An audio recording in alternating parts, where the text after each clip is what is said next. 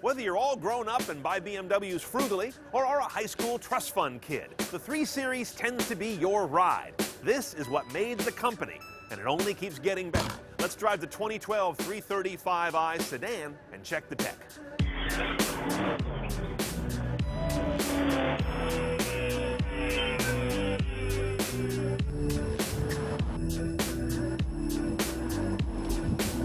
This is BMW's bread and butter, the 4-door 3 Series sedan. Without any M, it's not a retractable, it's nothing special except the car that people who drive a Camry today typically aspire to.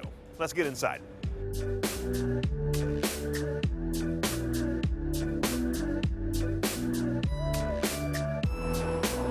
Nothing too surprising inside this 335 for 2012. You've got the iDrive controller and, of course, the iDrive-related screen. Widescreen, but not as big as you'll see in some of the more expensive BMWs. Among the highlights, I'll call out the media sources. Just about everything you care about is in here. We've got, of course, AM, FM, HD radio. You've got in here an aux jack, USB, which is also for your Apple devices, streaming Bluetooth, which is working kind of intermittently for me. I've tried it on a couple of Droid phones, and I'm getting, at best, media playback, no meta tags, and no logic control, no track advance back and forth. There's a premium audio system we have fitted on this car. It's about $1,000. It's a Harman Kardon upgrade. I don't know if it's just my ears in this car. I couldn't get it to sound good no matter what I did. I went into the bass, the treble, and all the other settings. I dug into the equalizer, which you get with the HK system. I couldn't get it to sound anything but either shrill on one end or totally tubby on the other with every source. Now, under the connected drive menu here at the top, this is connecting through my smartphone to give me a wireless live internet connection for things like news, weather, stuff that you don't care about while you're driving, but I do get interested when I get to Google local search. And here you do a free-form search to find things which you can turn into a nav instruction, for example. That, to me, is absolutely brilliant. Now let's move on to some of the driver assistance technology. You can option up front cameras here. Obviously, the rear view cam is almost common these days. But we also have optional front cameras on this car as part of a package that look out both corners of the front bumper cover. 3 choices on the gearbox in this car. You're going to get this 8-speed automatic with this ice cream scoop paddle thingy that BMW does now, and no paddles as kind of the main variant of this car.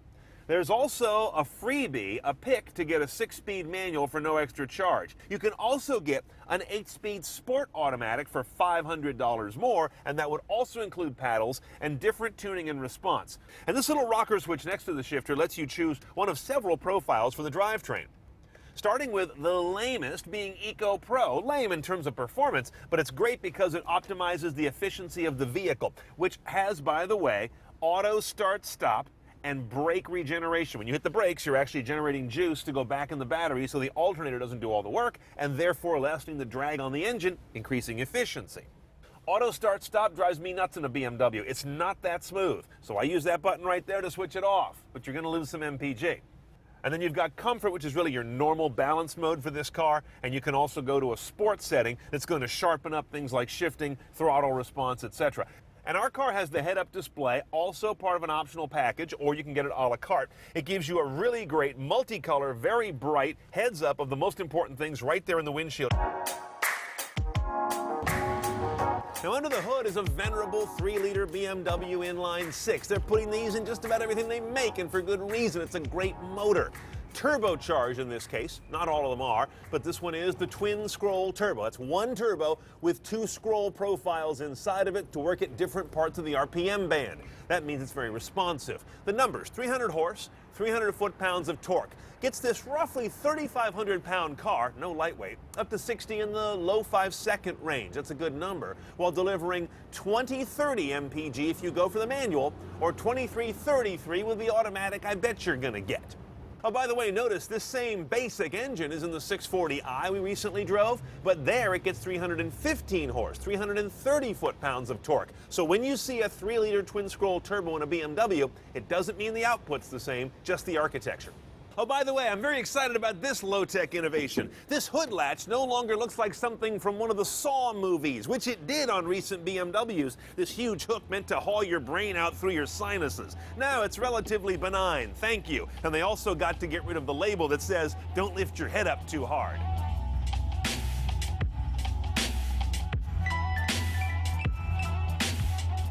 Now, once you're on the open road in this car, it's a strange mix of impressions you get. First of all, that engine just won't quit. It's one of the great stories in propulsion. The power just keeps coming. It appears to be this flat, chunky torque curve all the way up till it runs out of breath, and that's way up there. But the transmission in this car is kind of letting me down. We have the base 8-speed, and it's just sort of this disconnected, kind of numb thing. Downshifts aren't great. Upshifts tend to be strangely delayed sometimes, and it doesn't seem to be the match for this motor. That's why there's a Sport 8 and a 6-speed manual. Bear in mind, though, that 6-speed is going to make the car slower and more gas guzzling. You can, of course, shift this car manually, even with the base transmission, by getting the paddle over here on the left side. But I feel that if you have to shift an automatic to get good results out of it, it's not a great automatic. And the Sport mode here is also a big help, but it makes the car too high-strung for everyday driving and stop and go and commute, and I'm almost certain it also clobbers MPG because it keeps those RPMs way up there. So this car needs a transmission-ectomy. Option the Sport automatic. Oh, by the way, ride quality in this car is probably not what you'd expect from something that'll cost you typically north of 50 grand. It's kind of intrusive, kind of utilitarian, a lot of road noise and tire drumming and the occasional sharp input coming back from the suspension. Even when I'm not in sport mode, that may or may not delight you, depending what you expect from a luxury sports sedan. Okay, pricing a modern 335 is an exercise in how did that turn into a $50,000 car? That's about what these cost well equipped. Now, base is 44 grand delivered, but to go CNET style, you got to add a few things. The tech package with the apps, the head-up display, and GPS navigation. That's going to run you $3,100. Driver assist with the blind spot tech and all those fancy cameras, almost 2 grand more. Premium audio, as I mentioned, just shy of $1,000.